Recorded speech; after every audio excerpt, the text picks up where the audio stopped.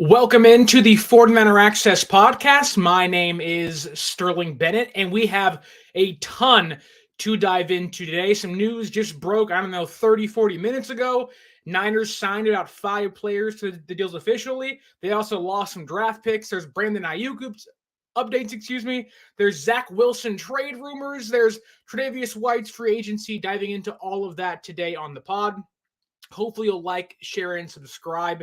And let's dive into some housekeeping as of really 1:30 this afternoon.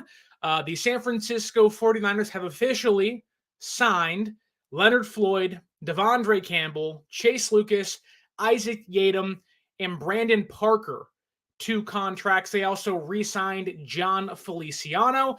Now, I'm sure that name Brandon Parker. Who the heck is Brandon Parker? No one's even talked about him. Who is a random person they've signed to a one-year deal? Brandon Parker is a 6'8", 300-plus pound offensive tackle, former third-round pick of the Las Vegas, then Oakland Raiders when he was drafted. Spent 5 years with the Raiders. Again, he's a right tackle primarily and has made 33 career starts for the Silver and Black. When I saw the move, my initial thought was, okay, you have now the Matt Pryor, who was your backup tackle replacement. That makes the most sense to me. He also gives San Francisco some draft day flexibility. Now you have yourself a veteran backup tackle that has had starting experience, whereas let's say you get to pick 31 and the tackle you want or you have been wanting the entire draft process is not on the board any longer. Maybe you then pivot to a receiver or an edge rusher. It just gives them a tiny bit more flexibility on draft day. Diving into more about Brandon Parker. He's given up, he is a former, student, you might say, under now Niners offensive line coach, Coach Cameron Clemens. He was the assistant O-line coach with the Raiders when Parker was there. He has the same role in San Francisco, so there is some carryover from the Raiders' old regime now in to San Francisco. Other than that, there really wasn't too much big news as to signing new players today. Nothing much has broken as of 2:06 p.m. on the Pacific West Coast. But there was some large draft day news that will affect San Francisco this season. This was broken by Tom Pelissero of NFL Network. He said, the San Francisco 49ers will lose a 2025 fifth-round draft pick and will have their 2024 fourth-round draft pick 131, moved to the end of the fourth round because of payroll accounting errors. So no longer will they pick at 131. They're going to be pushed back all the way past the compensatory picks, making it essentially an early fifth-round pick now instead of a fourth-round pick for San Francisco. There also are some rumors, some rumblings that the Niners cap space this season could be affected by the accounting error, but that is a wait-and-see game as of right now. That could happen, may not happen, may happen. That is just one thing that could be affected by the accounting error. I'm sure Kyle Shanahan is wildly pissed off, though. When you think, well, I'm doing my job, right? I'm out here scouting players, bringing in coaches, this, that, and the other. I'm doing my job, and the accountants flubbed the payroll so bad to a point of instead of a late fourth-round pick, we essentially have an early fifth-round pick, which isn't that big of a deal. No. But when you lose a fifth-round pick next year, what comes to mind is George Kittle, Dre Greenlaw, even later picks, Tano Funga, DJ Jones, all those guys were, fifth and sixth rounders, and you now don't have that. Now, thankfully, just as of right now, Chase Young signed a 1-year, $13 million deal with the Saints. That is comp pick city for San Francisco.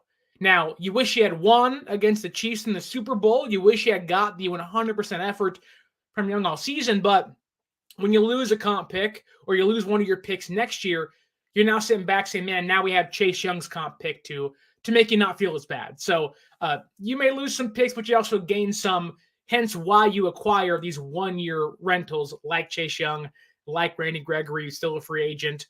Like this is the trade-off, right? You go and get Chase Young, you pay a little bit of draft capital, and then you get a comp pick later in return for his services.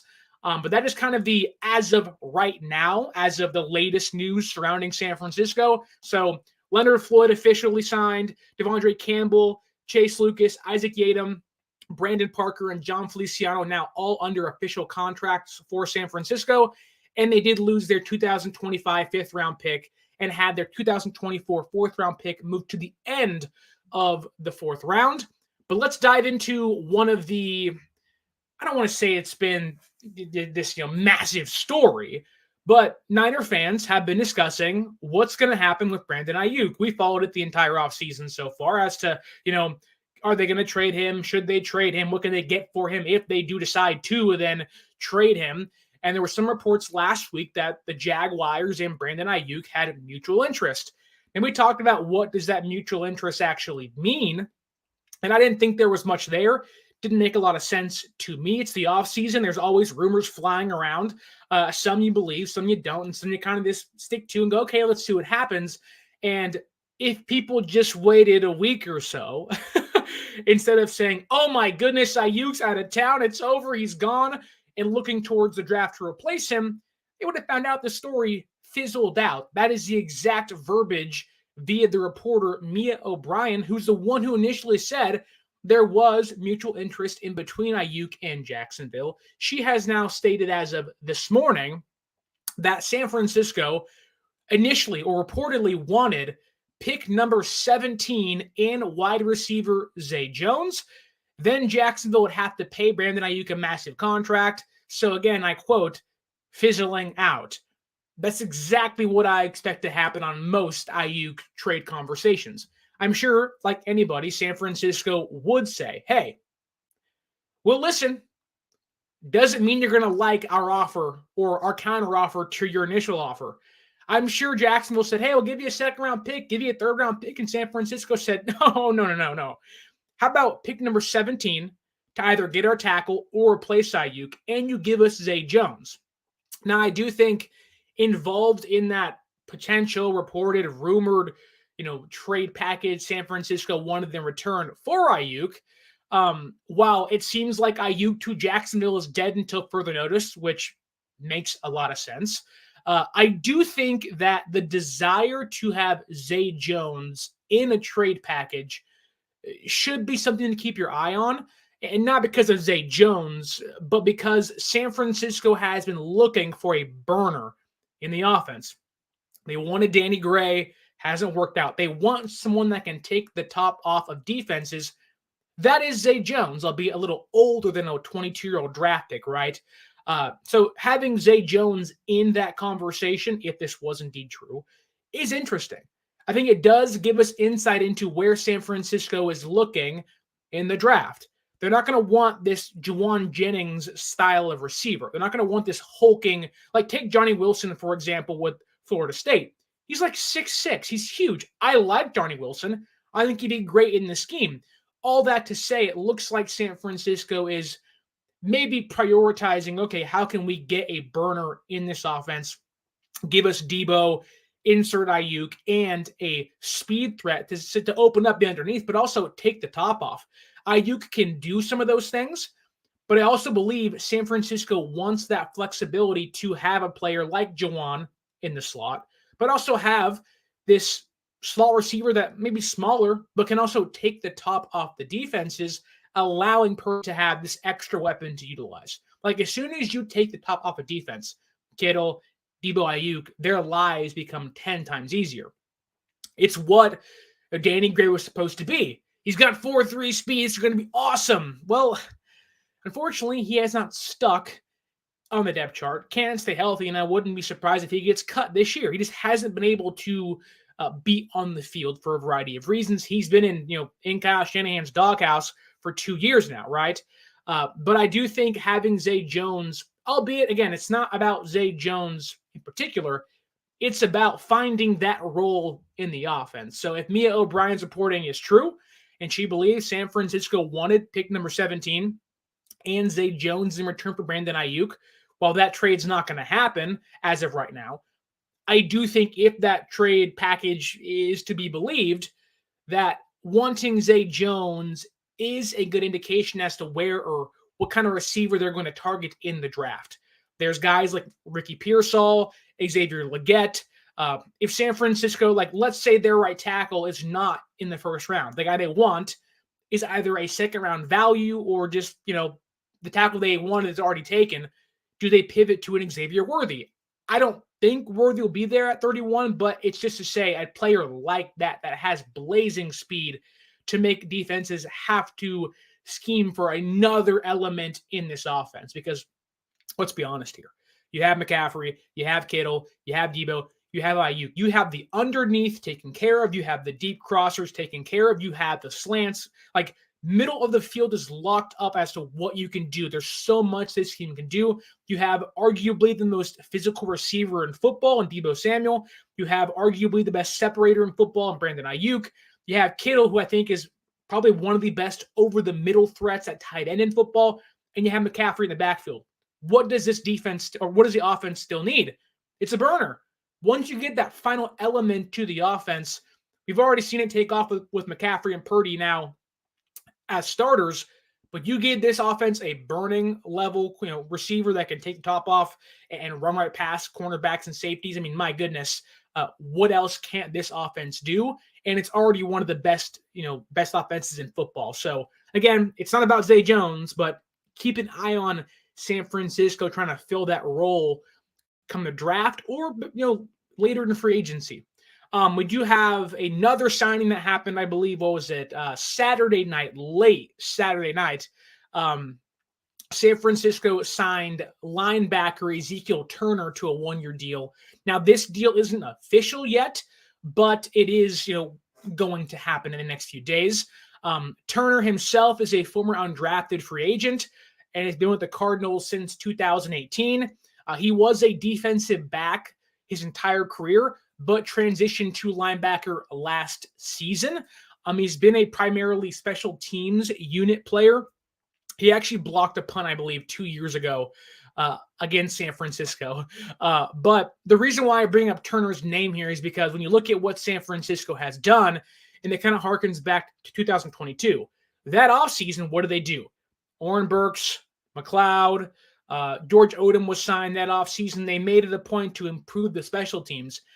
This offseason, very similar as to what they've done. They brought back Demetrius Flanagan-Falls. They brought back Chris Conley. They signed Chase Lucas. They extended George Odom. And now they've signed Ezekiel Turner. So it does feel like they're trying to round out that special teams group and unit to improve it. It was so bad. Like, how many times did you watch a game and it's a pivotal moment, the kick goes off, Moody doesn't get the ball in the back of the end zone, which at times is designed to hopefully pin the opposing offenses deep in their own side of the field. And then you see when they try to enact that plan and put that plan in motion, 4 guys miss tackles, and now they're sitting there at their own 45-yard line. And you're like, Jesus. I think San Francisco wants to improve that room and hope to pin their the opposition deep in their own zones next year. All they need now is a returner. Like, once they get a returner, they're set. And whether it's Deontay Hardy, Cordero Patterson, or insert draft pick, wherever it might be, it does feel like San Francisco is kind of rounding out their special teams unit to make sure they're better this year, because it was bad against the Packers last year in the playoffs, in other moments as well. You just cannot fall apart on 2 phases, right? Horrible run defense last year, really bad special teams. When you can improve special teams, fix your run defense, this goes back to this team being better this upcoming season than last year, and that's really hard to do when you went to the freaking Super Bowl. But I do think San Francisco is improving the margins, not star power, but improving the margins to make themselves better. Want to say hi to Josh Allen's in the Twitter chat saying trade for Zach. He means Zach Wilson. We'll get to Zach Wilson in 1 second. We also have Claudia saying hello, or Claudia, excuse me. What's going on, Claudia? Hope you're having a wonderful Monday afternoon. And let's talk about one more kind of rumor. Then we'll dive into Brock Purdy in a second, Zach Wilson, and Tre'Davious White. I promise we'll get there. Just hang on with me for one more second here. I do want to give you some NFL Combine, NFL Pro Day news.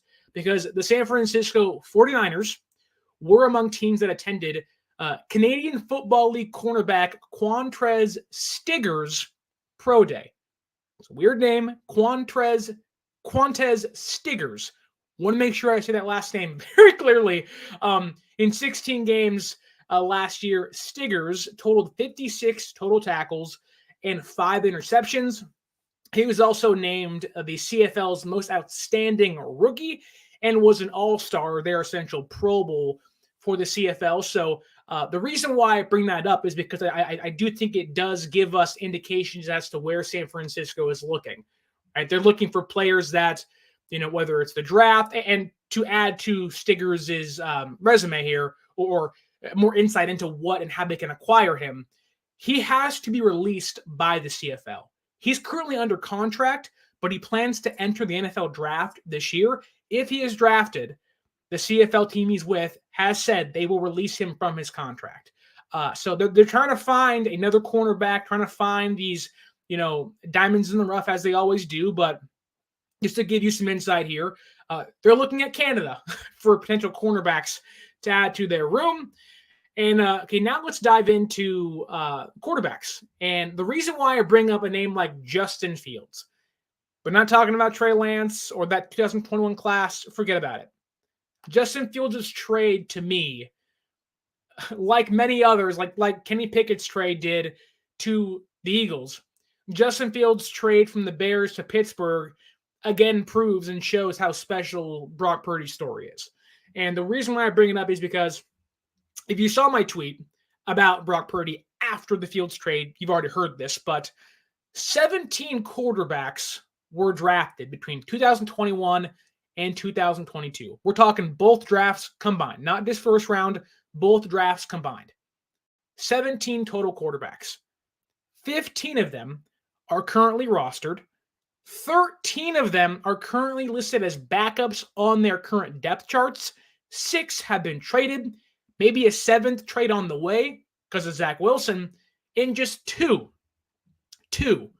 of the 17 quarterbacks drafted in 2021 and 2022 combined are incumbent starters this year for their teams. Just 2, Trevor Lawrence and Brock Purdy.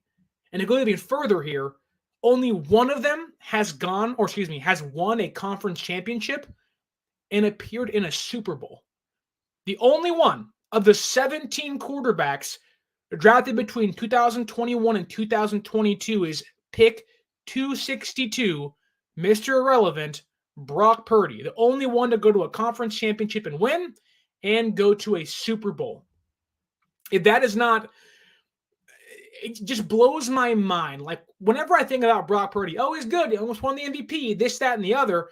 It's like, man, like, all that's true, but the story continues to grow. The more you see his compatriots get traded away, the more you see other quarterbacks in his draft class or even previous ones get moved and shipped out of town and traded for conditional 6th-round picks, it makes you appreciate Brock Purdy's success a lot more. Now, he'll likely get extended, he'll get a big payday, and we'll continue to talk about how important Brock Purdy is and how awesome his story is, but just as of 2 years into his career, and of the 17 guys, he tore his UCL. His career could have been over. Like, there are so many factors that go into Brock Purdy's story, but seeing Kenny Pickett, Sam Howell, and Fields get traded this offseason just continues to prove how much of a crapshoot the draft actually is when it comes to quarterbacks, but also just how incredible Brock Purdy's story really is. And the reason why I bring up Brock Purdy and Fields is because that brings us to Zach Wilson. Again, going back to Josh Allen on Twitter and X saying, trade for Zach Wilson, trade for Zach Wilson. Would you trade for Zach Wilson of the Jets? The Jets have been shopping him for almost the entirety of the offseason. They have openly said he stinks. They've openly said they don't want him. In fact, I think it was their GM, maybe it was their owner saying, hey, we have to get a real backup quarterback in this room behind Aaron Rodgers. They don't even view him as a backup quarterback. They view him as quarterback number 3. In fact, I think he's so bad, they want to get him off the roster completely. Still sick. I'm sorry. With all that said, the rumors are flying, circulating. Oh. What about Zach Wilson? Could he become a San Francisco 49er? Would the Niners trade a 6th or 7th round draft pick for Zach Wilson? Now, again, rumors are rumors, but according to Vincent Frank of Forbes and Sportsnaut, the rumors about Zach Wilson to the Niners are not false. He's hearing a 2024 7th round pick, so this year's 7th round pick, or a 2025 6th round pick could go in exchange for Zach Wilson. Now, the question is, would Kyle Shanahan want to coach Zach Wilson? There is two ways to look at this. One answer is yes. Kyle Shanahan had the Jets taken either Mac Jones or Fields or Trey Lance, Zach Wilson would have likely been the pick at number 3 in 2021 during the draft. They liked Zach Wilson a ton, enough to draft him number 3 overall. They liked him at BYU, liked his arm talent. They like Zach Wilson and what he can do as a football player. And you fast forward 3 seasons, I honestly believe Kyle Shanahan would openly kill Zach Wilson after one practice.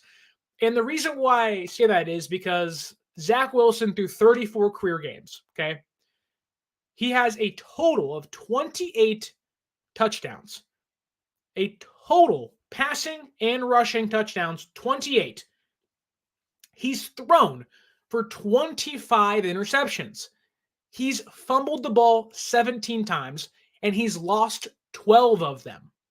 So he has totaled 28 touchdowns and 37 turnovers through 34 career games. Now, it's the Jets. We're all aware of how bad the Jets have been the past couple of years. Like, the Jets are going to jet, right? We all understand that. And this past year, you can debate that Wilson was not given a fair shake. Rodgers comes in, then he tears his Achilles, then Wilson's comes in, and they're playing this musical chairs of, you're the quarterback, we believe in you, and they bench him, then he's quarterback 3, then he's inactive, then he's reactivated, then he's a starter again. You had the whole Mike White situation a couple years ago. Like, Zach Wilson has not been given a fair shake, per se, with the Jets. So there is some context that needs to be brought into the conversation here. So I dove into another former Jet quarterback that Kyle Shanahan has brought in to reshape his image, to make him look better amongst his peers, amongst other teams in the NFL. Sam Darnold. What did Sam Darnold's resume look like pre-Kyle Shanahan compared to Zach Wilson's? So Sam Darnold, with the Jets, similar dysfunction, albeit I think Saleh and Douglas are a much better GM and head coach combination than what Darnold had previously. But Sam Darnold played 56 career games with the Jets and the Panthers, okay? He threw for 61 passing touchdowns and threw 55 interceptions. So eerily similar, albeit higher number totals, to Wilson's 28 touchdowns and 25 picks. Very similar, a lot of turnovers for both those players. But that's just passing touchdowns for Darnold, whereas Wilson's are total touchdowns. Then I went to, what did Sam Darnold do when it came to on the ground? He had 12 rushing touchdowns and 35 total fumbles, with losing 14 of those. Okay, so through 34 career games, Zach Wilson had 28 touchdowns and 37 total turnovers. Sam Darnold had 73 total touchdowns and 69 total turnovers. When you hear that, does that make you say, okay, well, that's not very far off. That's not, it's not too scary knowing what Sam Darnold was last year for us. In fact, Shanahan liked him and Brandon Allen so much, they felt okay trading away Trey Lance for now a pretty good deal at a 4th round pick. Would you be okay trading for Zach Wilson? I'm fine signing Zach Wilson at a very cheap deal, but it's not as if trading for him would be that expensive. Let's say it is a rumored 7th round pick this year or a 6th rounder next year, which is the rumor as of now. You trade him for a day 3 pick where you're probably going to already draft the quarterback anyways. You get a guy Shanahan already liked in previous seasons, and he'd only count $1.055 million against your cap this year. You could argue, albeit a little more expensive than what would a Brock Purdy salary be if he drafted a quarterback this year. You're getting a quarterback Shanahan's already liked that has eerily similar stats to Sam Darnold, Jets and Panther tenure. Now, here's the thing, though, with Zach Wilson, is that Zach Wilson, like, I have a hard time buying into him as a player. And I do think this team would also have a hard time buying into him. Like, there are reports that he would be your quarterback number 2. And when I think about last year, having been at OTAs, having been at minicamp, being at training camp, watching this team live and in person, I can, without a doubt, say Sam Darnold did play better than Trey Lance. Watching everything unfold, okay, you trade Trey Lance away, whether you agree with it or not. If you were there, you watched Sam Darnold outplay Trey. Either way, Darnold was going to be quarterback number 2 on the roster. I have a hard time believing that you put Zach Wilson in this quarterback room. Like, I would be a lot more confident if Brandon Allen or Sam Darnold were my quarterback 2 over Zach Wilson. Sam Darnold was the more refined passer out of college. There's a reason why the Vikings are paying him $10 million to be their bridge quarterback this year. Like, Zach Wilson on the open market after 1 year under Kyle Shanahan is not getting a $10 million contract. Like, his image is so far in the dumps that he will likely go for less than what Mac Jones went for, less than what Fields and Lance have already gone for. Like, Zach Wilson right now, of the 5 quarterbacks drafted in 2021, has the worst resume, because Lance hasn't even played at all, but has the worst resume, arguably has one of the worst relationships with his current team. Like, his current teammates wore his backup quarterback's shirt because they wanted him to play over Zach Wilson. Like, there's talks of him being immature and this, that, and the other. And I get it's New York. It's the bright lights. He's a BYU kid. You go from Utah to New York. It's a culture shock. Totally get it. He'd be a backup quarterback here. And it's not as if they're giving Brandon Allen a massive contract. Like, Brandon Allen's contract this year is a $1.21 base salary, right? $1.21 million base salary, a $1.51 million cap hit, okay? Like, he only has $400,000 fully guaranteed.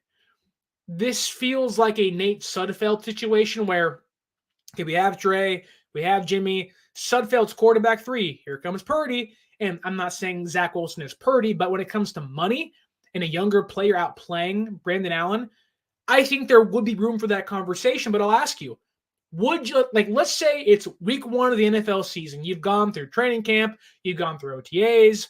Like, it's Zach Wilson's first year in this offense, albeit having already played with Mike LaFleur, who was with Kyle Shanahan, who left for the Jets when Saleh left as well. So there is some familiarity there. Would you be okay with starting a player? Let's say Purdy gets hurt for whatever reason.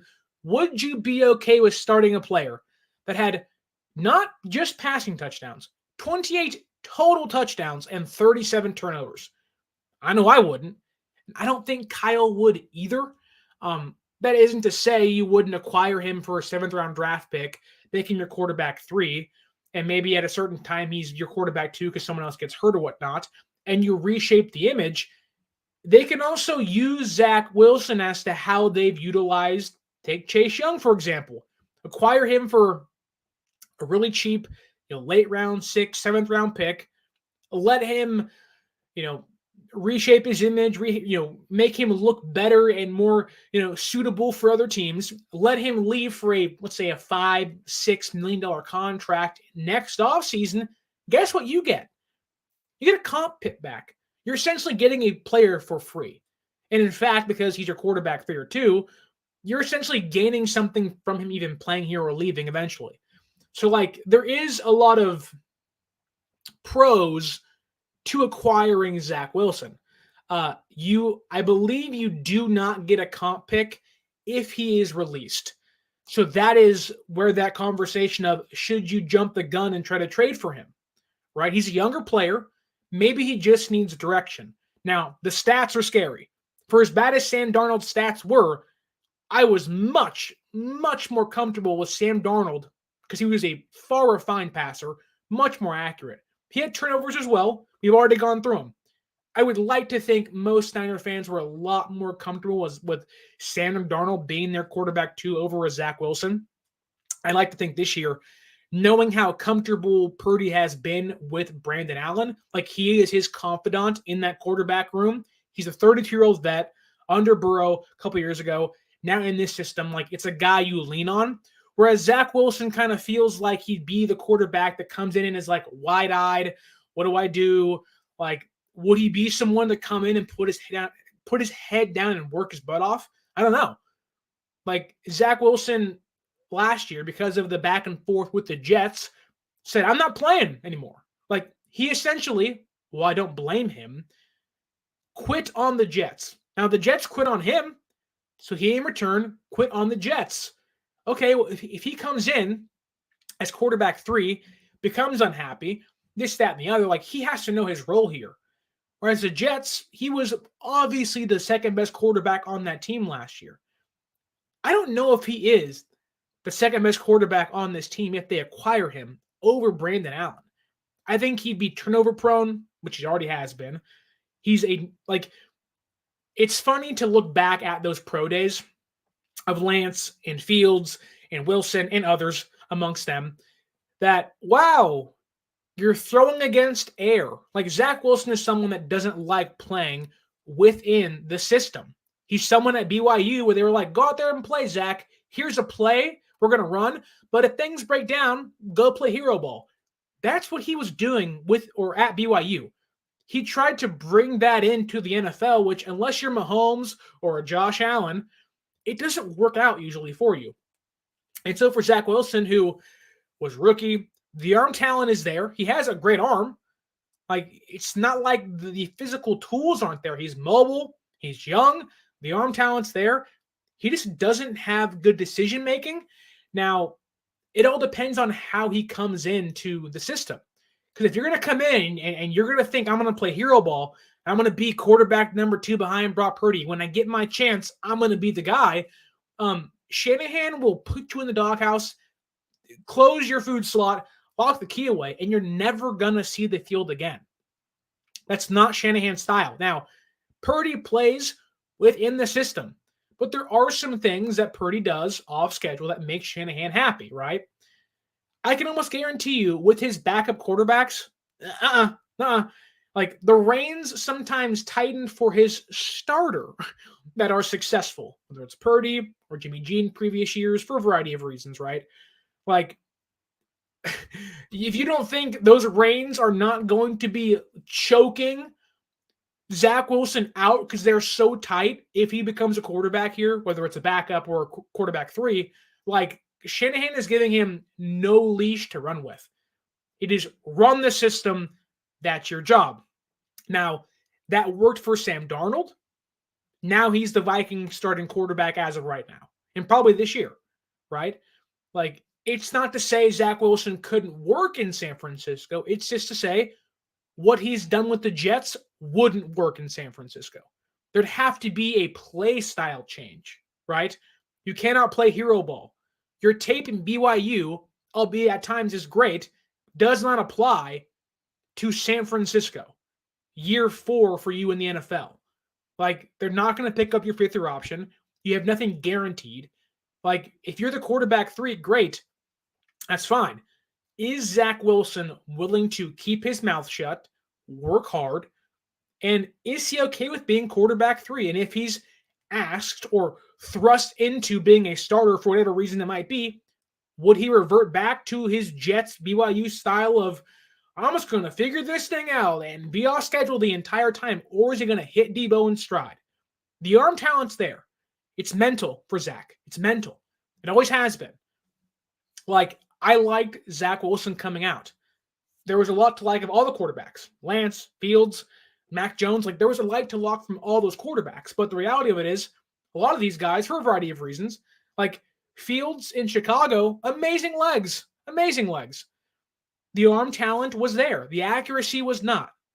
Right? The decision-making was not. He was not consistent with his arm. Zach Wilson, amazing arm talent. The decision-making and mental aspect of the game he could not grasp. Mac Jones, Patriots, like Mac Jones is the prototypical system quarterback, right? They gave him no weapons to utilize. He goes to the playoff in year one.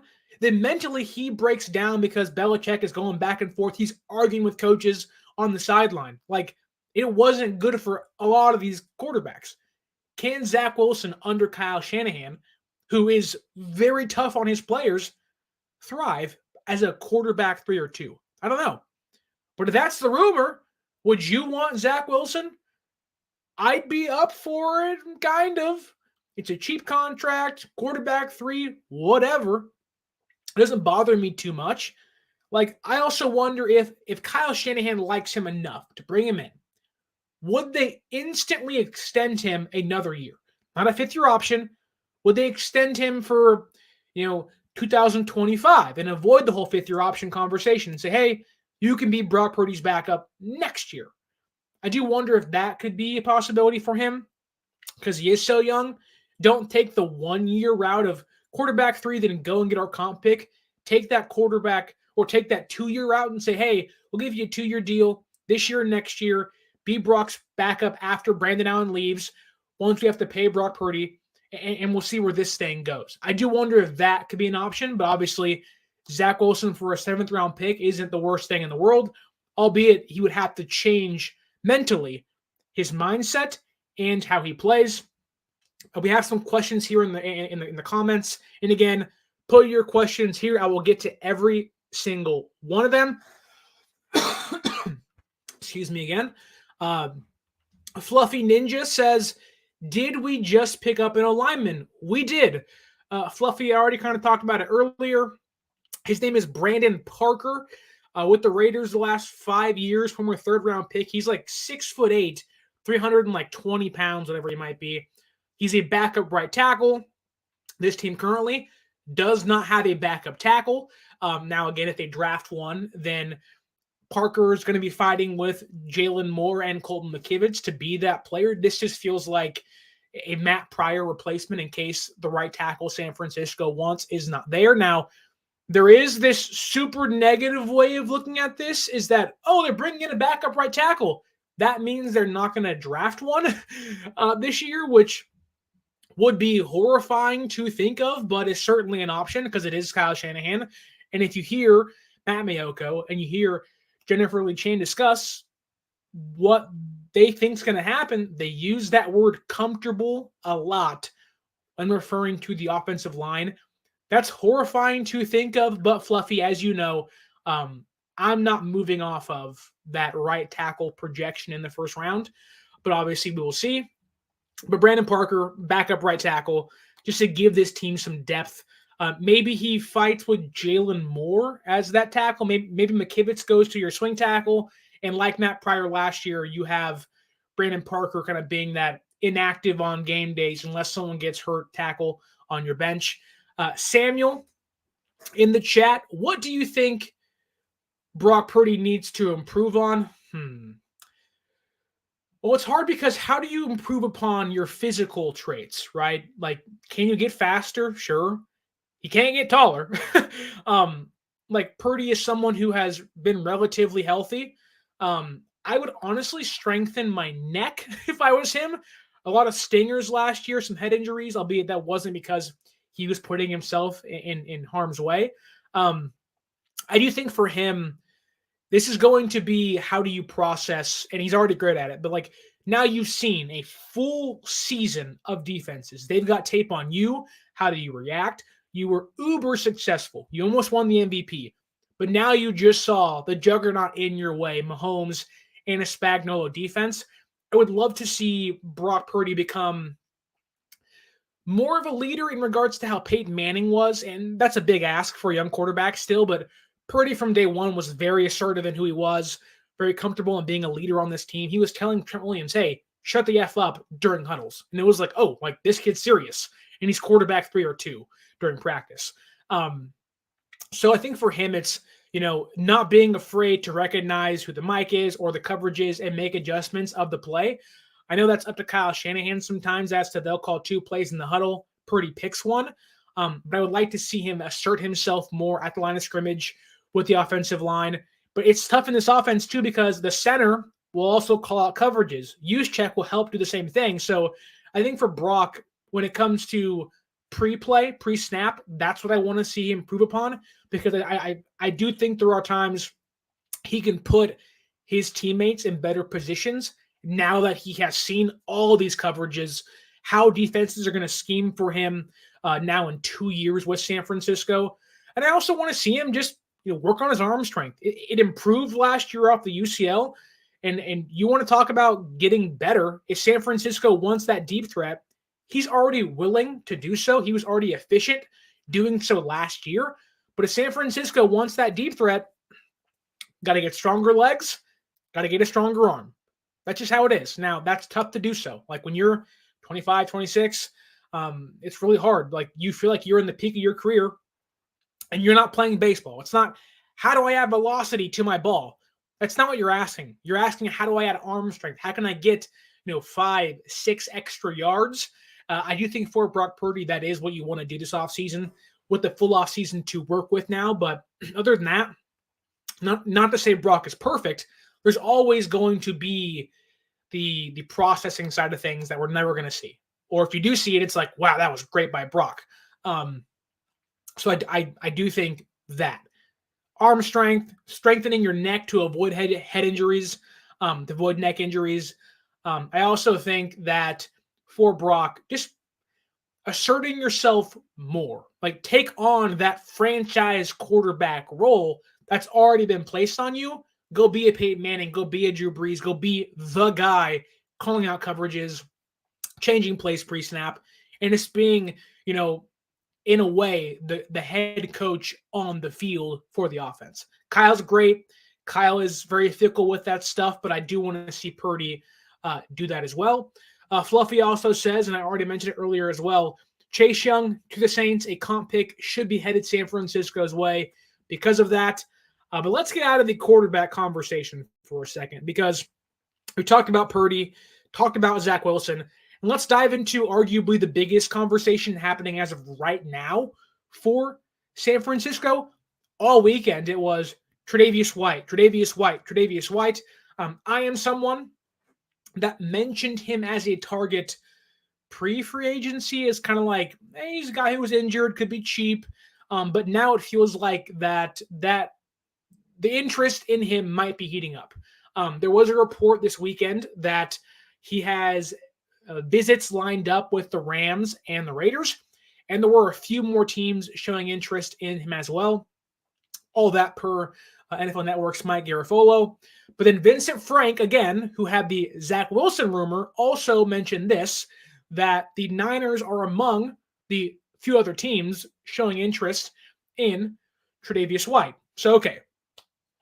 Tre'Davious White is very intriguing because at his peak, when he was young, wasn't injured, he was arguably the best cornerback in football, at least in the AFC.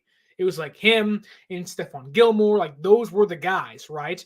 Now, post-injury, it's a little different, right? He's lost a step. He's probably a liability in man coverage, let's be honest here. But if you think about what San Francisco has done the past couple seasons with their cornerback room, they come in with a lot of young guys, right? Excuse me, I'm sorry. They come in with Ambry Thomas, Lenore, Womack, Luter. Then they have their bona fide number one in Mooney Ward. In previous years, It was, you have Jason Verrett as your number one, Emmanuel Mosley. You have young guys like Lenore and Thomas and Womack. They always want to have that one vet. The past couple of years, it's been trying to rehab and reintegrate Verrett into the defense and hope he's healthy. It hasn't worked out. 2018, which is the prime example of this, is you bring in Sherman off the Achilles tear, and in 1 year's time, he's helped improve the secondary. He's a great leader for your defense, and now you're playing in the Super Bowl with Sherman back to his elite level form, at least for 1 year. That is kind of, I don't want to say the blueprint as to what San Francisco likes to do, but they're very unafraid to bring in cornerbacks that have former injuries, that have a boomer bust potential on cheap years, that have incentive-laden deals. Now, for Tre'Davious White, I have a hard time believing he will sign for less than $4-6 million, but the need is there. I get you just sign Isaac Yiadom. You have Mooney Ward. You have Lenore. You have Yiadom, who by last year's account was one of the best press coverage corners in football, but you also want to insulate your room.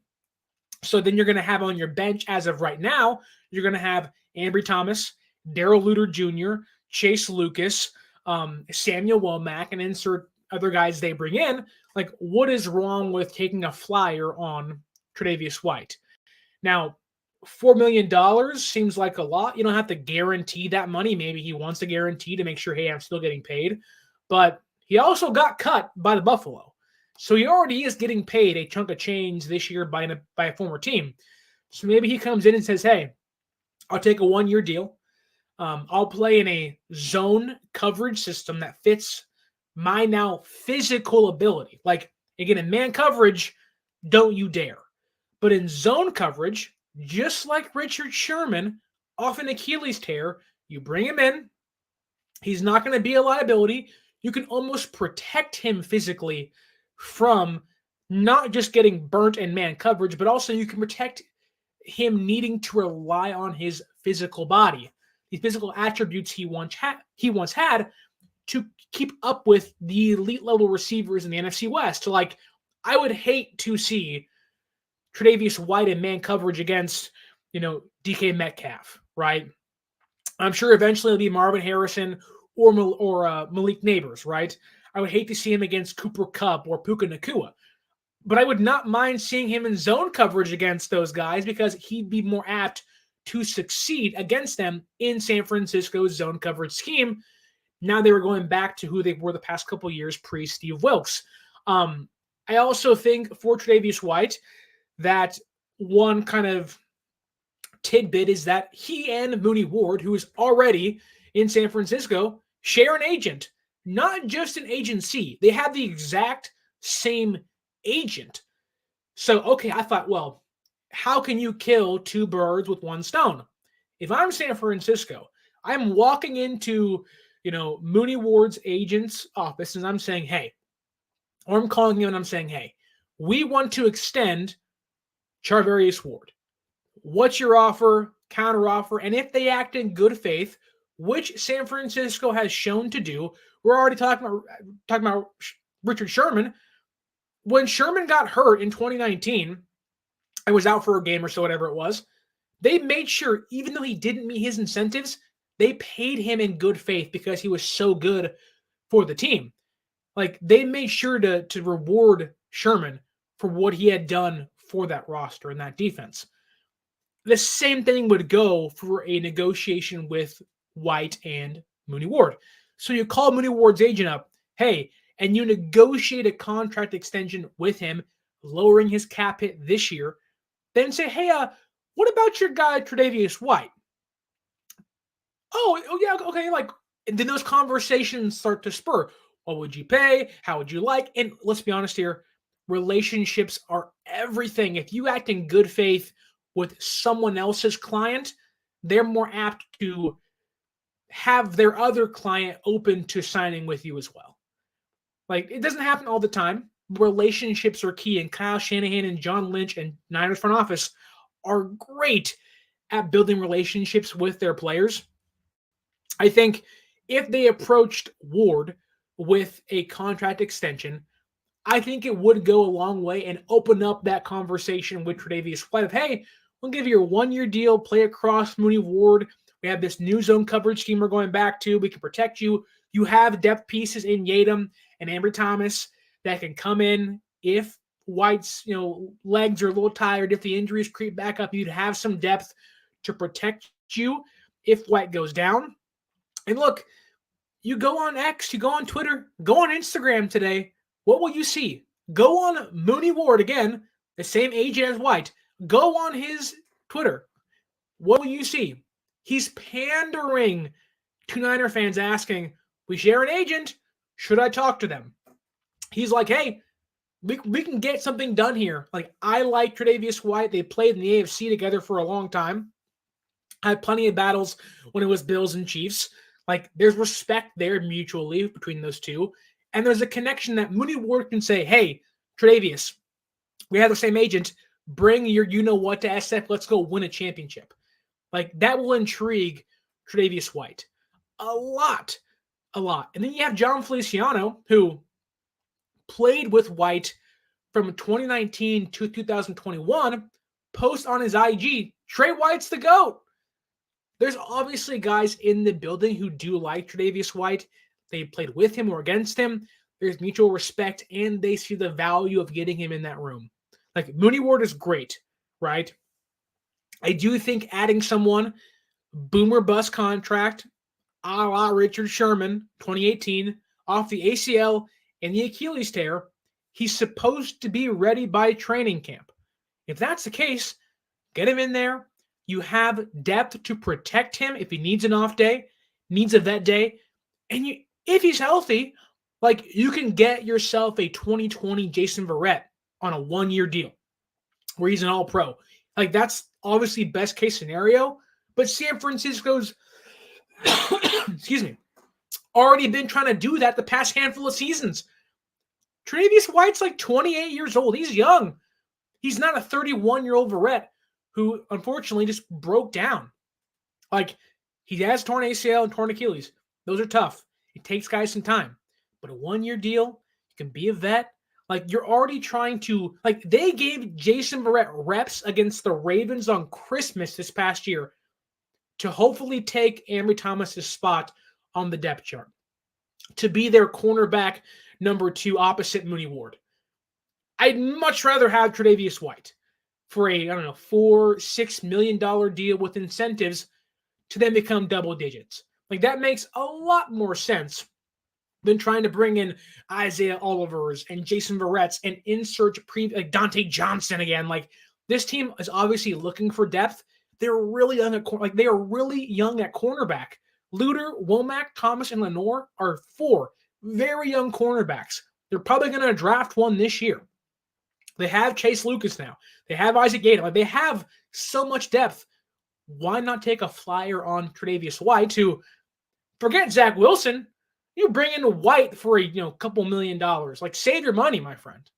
Like, I think bringing in White makes a lot of sense.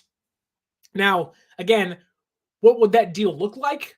Again, 1 year, $4 or $5 million base with like the incentives to get him towards, $10 to $12 million. You add in the incentives, you have bonuses in there, and you also add the injury clause. Like, there's a way San Francisco and White can protect themselves in case he gets hurt again. And I hate to play this card because it's kind of foolish, but you remember when San Francisco traded for Christian McCaffrey? They wanted him, mind you. You know who else wanted him? The Rams. Who are the 2 known teams that want Tre'Davious White or at least having visits scheduled with him? The Raiders and the Rams. Now, I'm not saying do it because the Rams are doing it. I'm saying do it because he'll make your team better, but it never hurts to stick it to the Rams once again. Like, why not? Like, he's already going to be on the West Coast in LA, in Las Vegas. Like, why would you not say, come to Santa Clara for a day? And if the reports are true by Vincent Frank, that they're one of the teams involved, if they like what they see, do not let him leave. And at that point, if you're already talking to Ward about an extension, get both done the same day. act in good faith and figure this thing out. Now, again, there is no promise he's healthy. There's no promise that he's going to be, Tre'Davious White, former Pro Bowler. That's not the case. But there's an opportunity to acquire a player that's a veteran, that has been a lockdown cornerback number one in his career for relatively cheap. You bring those guys in, they're going to impact your room by being a veteran presence already, being a leader, right? But if they're healthy, then and they can find their form again, you're getting a really good player. Even if he isn't CB1, let's say he is a CB2 that's lost a few steps. Okay, that's why you have Ambry Thomas. That's why you have Isaac Yiadom. That's why you like Darrell Luter Jr. That's why you draft a guy as well. Why not have the most bang for your buck? And I'm sorry, I like Isaac Yiadom. If he's your CB2, fine. But I'd much rather have the option of Tre'Davious White in his own coverage scheme that just gives me all the feelings of Richard Sherman 2018, 2019.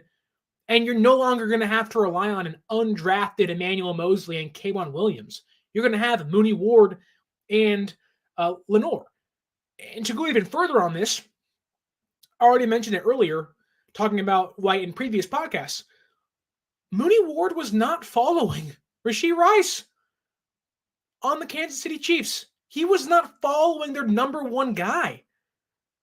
You would have someone that, yes, wouldn't need to shadow the number one receiver of the opposing team, but I'll ask you this. If Mooney Ward's not going to follow that one player, that star number one receiver the opposing team has, would you rather it be DK Metcalf, Rashee Rice, Stephon Diggs, Tyreek Hill, insert other star player, Jamar Chase, star receiver, lined up across Ambry Thomas or Tre'Davious White? If Ambry Thomas is your fifth cornerback, that's a deep cornerback room, a very deep cornerback room. I would love if that was the case. Yeah, it's a name value over production, sure. We're not very pro that. But what Tre'Davious White brings is what most other cornerbacks on the open market would not at this point. He brings more to the table than Ambry Thomas, than Luter Jr. And I think even bringing in White to, in a way, coach up Luter Jr. would be awesome, because San Francisco loves Luter Jr. He didn't have the offseason last year. You bring in White to help Luter Jr., to coach him up. I mean, not that he's waiting in the wings, but I think if they do not sign Tre'Davious White, I think they would rather go into this year, or they would go into this year with Luter Jr. in a competition with Yiadom and Thomas for cornerback number 2. I think they like him that much. And so we'll see. I also feel like they're waiting on the safety market to come down. There is no Justin Simmons update as of right now, unless it's already on Twitter. I have no idea. I haven't checked in an hour. But as of right now, the safety market has paused. Julian Blackmon's visiting, I think it's the Raiders. Maybe it's the Rams. I'm not entirely certain. But he's visiting some team. No, it's Buffalo. Julian Blackmon visiting Buffalo. So once Blackmon's off the board, if he does indeed sign, and Cam Curl's already gone, then I think we see Justin Simmons' deal kind of pop up and say, oh, there's Simmons. But I would not be surprised if SF is kind of weighing White and Simmons, or tight end too. I'm a Robert Tonyan guy. There's so much San Francisco can do. And even on post week 1 of free agency, it's really, really exciting to see all the opportunities they have to improve this roster and team still. But look, that's all I got for you. There wasn't much to dive into today, but Sunday had a lot of rumors. Zach Wilson, would you trade a 7th round pick or a 6th round pick for Zach Wilson? Would you want him to be your quarterback number 2? Would you go sign Tre'Davious White to be this team's cornerback number 2? I would lean heavily one of those way. It's definitely the latter of the two. But San Francisco seemingly has their cap stuff figured out. Leonard Floyd's official, amongst many other signings of today. They signed Brandon Parker, And it feels like San Francisco is one or two more moves away pre-NFL draft that could really set themselves up to be the team again in the NFC. And they're already Super Bowl favorites again. Like, they're already the betting favorite to go back and win it all. Like, I know fans are, oh, they didn't do this and they didn't do that. Like no. Like, San Francisco's put themselves in a position to be in that conversation. And if they add a Tre'Davious White, a high upside guy that has a certain low floor, or you add a Justin Simmons, like, you can beef up the roster. And like the old Wendy's commercial, they got the beef. Like, you got to have the beef. Like, you add some beef, you are going to make your team better. Right now, San Francisco's got some beef. Let's get some more beef in the building. I'm all for getting some more beef in the building. All that said, thank you guys for liking, sharing, subscribing. Hope you guys liked the show. I really enjoyed doing this with you all. Hope you're having a wonderful Monday afternoon. I have to go to work, so I have to leave. But all that being said, don't forget to follow us on social media at 49ers_access is the X or Twitter, and 49ers.access is the Instagram. You can also use our promo code 49ersaccess, 49 ERS ACCESS at SeatGeek.com and save yourself $20 off your first purchase. My name is Sterling Bennett, and until next time, stay faithful.